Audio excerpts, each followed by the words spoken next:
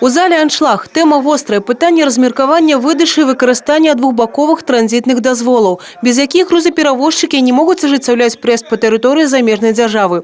Польща на наступний год видала тільки 190 тисяч дозволів, з яких 10 тисяч можна використовувати у снежні цього року. Ось і отримався так званий дефіцит. Вот нам, например, нужен один дозвол на одну машину в неделю.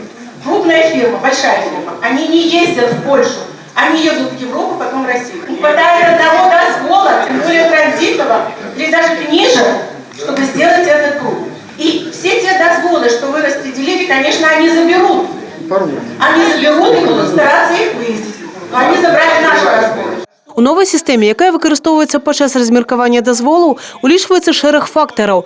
Один з основних – виручка на транспортний сродок. У документі предугледжені одинні підходи при розміркуванні дозволу, незалежно від того, до якої категорії відноситься автомобільний перевозчик. Серед тих, хто отримав дозволи буйних перевозчиків, тільки 1%. Серед тих, хто отримав дозволи 96, мають до 30 автомобілів. Полова – мікроорганізації, які мають до 5 одиниць транспорту.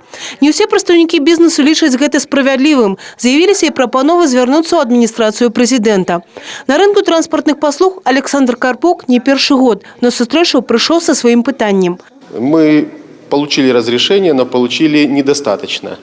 И я так понимаю, в принципе, мы относимся с пониманием к тем процессам, которые происходят у нас на транспортном рынке, и ту позицию, когда в условиях какого-то ограниченного ресурса занял регулирующий орган. Лично у меня вопрос такого плана. Раз где-то кто-то не получил разрешение, кто-то получил недостаточное количество, можно предположить, что какие-то предприятия получили эти разрешения, может быть, даже с избытком, излишком.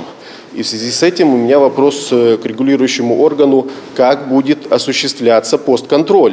Серед пропонов у тим ліку павелічить маршрут транзиту і розглядіть нові ринки, наприклад, в усходнім накерунку. Усі пропонови від перевозчиків регіону будуть обагульнені. Сделать какой-то анализ поступивших предложений и уже с учетом всех мнений всего государства какие-то предложения выработать по внесению изменений в инструкцию. Мы в течение этого года уже 2 раза вносили изменения в инструкцию, несмотря на то, что она была принята только год назад. И эти изменения были как раз-таки направлены на создание более благоприятных условий для перевозчиков, чтобы снизить какие-то на них дополнительные нагрузки. Така ж зустріча пройшла і у Гродно. Представники міністерства планують почати сміркування перевозчиків усіх регіонів країни. Євгенія Мороз, Тигран Акопян, телерадіокомпанія «Брест».